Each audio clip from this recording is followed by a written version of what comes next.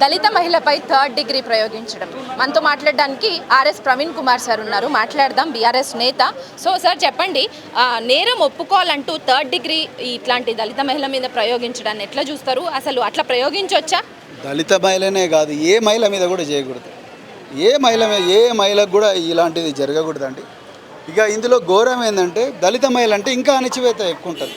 So అందువల్ల పోలీసులు ఏముంది, వీళ్ళు వెనక ఎవరు ఉంటారు, వీళ్ళ కోసం ఎవరు వస్తారు అన్న ధైర్యంతో ఈరోజు పోలీసులు వాళ్ళ మీద తీవ్రంగా ఇంట్రాగేట్ చేసిండ్రు. పూర్తిగా బీఆర్ఎస్ పార్టీ ఖండిస్తున్నది. ఇలాంటివి జరగకుండా చూడాల్సిన బాధ్యత ప్రభుత్వం మీద, ముఖ్యమంత్రి మీద. ఒకప్పుడు ఫ్రెండ్లీ పోలీస్ అంటుండే, కానీ ఇప్పుడు చూస్తే లాఠీ పోలీసులే ఎక్కువగా కనిపిస్తున్నారు. ఎందుకంటే ఎక్కడ చూసినా అమ్మాయిల మీద అత్యాచారాలు కావచ్చు, అవమానాలు కావచ్చు. నిండు సభలో మొన్న రీసెంట్గా జరిగింది, మీరు చూసిండ్రు. సో ప్రపంచవ్యాప్తంగా కూడా తెలిసింది అందరికీ. అవే కాదు, దౌర్జన్యాలు, దాష్టికాలు ఇట్లాంటివి ఎక్కువ అయిపోయి. సో ఎందుకు సార్ ఇవన్నీ ప్రజాపాలనలో ఇవన్నీ ఎందుకు? ప్రజాపాలన కాదు, ఇది ప్రజల మీద ప్రతీకార పాలన.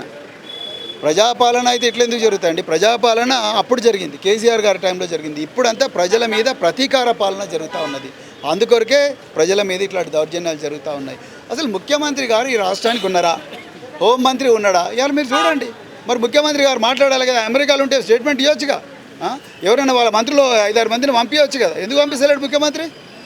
ఏం కాదు, నడుస్తుంది. ప్రజలను మోసం చేసి అధికారంలోకి వచ్చినప్పుడు మళ్ళీ మమ్మల్ని మేమేం చేసినా నడుస్తుందన్న పొగరుతోని ఇలా తెలంగాణలో పాలన నడుస్తూ ఉన్నది. అందుకొరకే దీన్ని గుర్తించాల్సిందిగా తెలంగాణ ప్రజలందరినీ కూడా నేను రిక్వెస్ట్ చేస్తాను. సార్, ఫస్ట్ ఆఫ్ ఆల్ ఇక్కడ జరిగిన ఘటన చాలా లేట్గా వెలుగులోకి వచ్చింది. ఇంకొకటి ఏంటంటే నైట్ 9 o'clock తర్వాత ఒక ఆడపిల్లని పోలీస్ స్టేషన్లో ఉంచడం కావచ్చు, ఒక మహిళా కానిస్టేబుల్ లేకుండా అట్లా ఉంచొచ్చా సార్? యాజ్ ఎ పోలీస్ ఆఫీసర్గా మీరు ఏం చెప్తారు? అసలు ఎట్లుంటుంది? రిమాండ్ చేయాలా, ఎఫ్ఐఆర్ ఫైల్ చేయాలా? చట్ట ప్రకారం మహిళలను, పిల్లలను 6 గంటల తర్వాత పోలీస్ స్టేషన్లో ఉంచడానికి వీల్లేదు. First point. మహిళలను ఇంటరాగేట్ చేసేటప్పుడు తప్పనిసరిగా మహిళా పోలీస్ అధికారులే ఉండాలి, రైట్. మూడవది, లాయర్ వాళ్ళ కుటుంబ సభ్యులకు చెప్పాలి. లాయర్కు యాక్సెస్ ఉంటే లాయర్లు వచ్చి కూర్చోవచ్చు. ఇవన్నీ కూడా ఉన్నాయి. తర్వాత ఇవన్నీ కూడా వీడియోగ్రాఫ్ చేయాలని కూడా ఇప్పుడు కొత్తగా బిఎన్ఎస్ఎస్ ద్వారా వచ్చింది. కానీ ఇవన్నీ ఇక్కడ ఏమీ జరగలేదు. ఎందుకంటే వీళ్ళు పేదోళ్ళు, వీళ్ళు వెనక ఎవరుండరు. అదే ఇప్పుడు సుజనా చౌదరో, సీఎం రమేషో 2400 కోట్లు తిన్నారు వాళ్ళు ప్రజలకు. 2400 కోట్లు తింటే ఇలా ఒక్కరోజున వాళ్ళని పోలీస్ స్టేషన్ తీసుకుపోయారు. పోలీస్ స్టేషన్ గడప కూడా దొక్కలేదు సుజనా చౌదరి కానీ సీఎం రమేష్ పోలీస్ స్టేషన్ గడప కూడా దొక్కలేదు. 2400 కోట్లు పెద్ద స్కామ్లు పోయి బీజేపీలో జాయిన్ అయినారు కదా. బారాఖూన్ మాఫ్. పేదోళ్ళు కాబట్టి ఏం చేసినా నడుస్తుంది. రోకల్ బండిలు ఎక్కివచ్చు, రబ్బర్ చెప్పులు తీసుకొని కొట్టచ్చు, కరెంట్ షాకులు పెట్టవచ్చు, ఏమైనా పెట్టచ్చు. ఈ కాంగ్రెస్ పాలన ఎంత ఘోరం అంటే, ఇంత ఘోరమైన పరిస్థితిలో మహిళ ఉంది.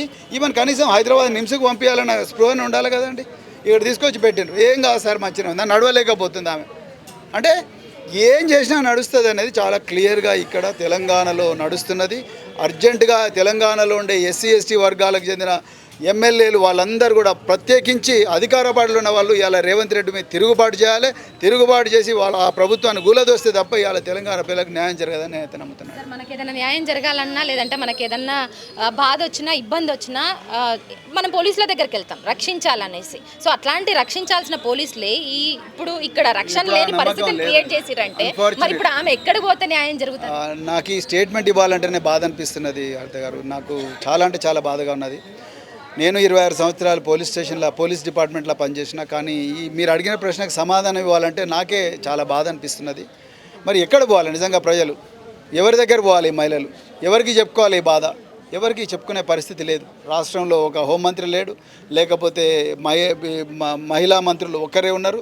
ఆమె ఎక్కడుంటారో తెలియదు, ఆమె ఏం చేయగలరో ప్రజలకు స్పష్టత లేదు. సో అలాంటప్పుడు ప్రజలకు న్యాయం జరిగే పరిస్థితి లేదు. అందుకొరకే నేను అంటున్నా, ఈ ప్రభుత్వానికి తెలంగాణను పరిపాలించే అర్హత లేదు. ఇప్పుడు ఈమెకి ఎలాంటి డిమాండ్ కోరుకుంటారు? మీకు ఎలాంటి న్యాయం జరగాలనేసి అడుగుతారు? ₹1 కోటి ఎక్స్గ్రేష్ ఇవ్వాలి, ₹1 కోటి ఎక్స్గ్రేష్ ఇవ్వాలి, కుటుంబంలో ఒకరికి ఉద్యోగం ఇవ్వాలి. ఈ బాధ్యులైన పోలీస్ అధికారులను అర్జెంటుగా కేసు బుక్ చేయాలి, వాళ్ళని డిస్మిస్ చేయాలి. పర్యవేక్షణ లోపం చూపించిన ఉన్నతాధికారులు ఎవరైతే ఉన్నారో వాళ్ళ మీద కూడా డిపార్ట్మెంటల్ ఎంక్వైరీ చేయాలి. రాబోయే రోజులు ఇలాంటి సంఘటనలు మళ్ళీ పునరావృతం కాకుండా ప్రభుత్వం కట్టుదిట్టమైన చర్యలు తీసుకోవాలి. తెలంగాణకు అర్జెంటుగా హోంమంత్రి రావాలి. అది చేత కాకపోతే గద్దె దిగాలి.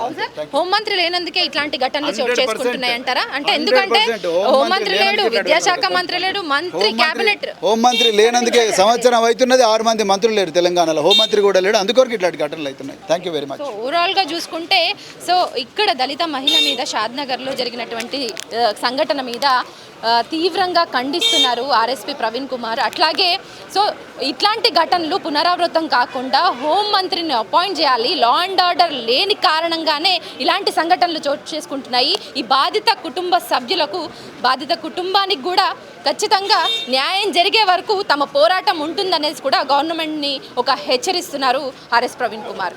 కెమెరా పర్సన్ తరుణ్తో హరిత, న్యూస్ లైన్ తెలుగు.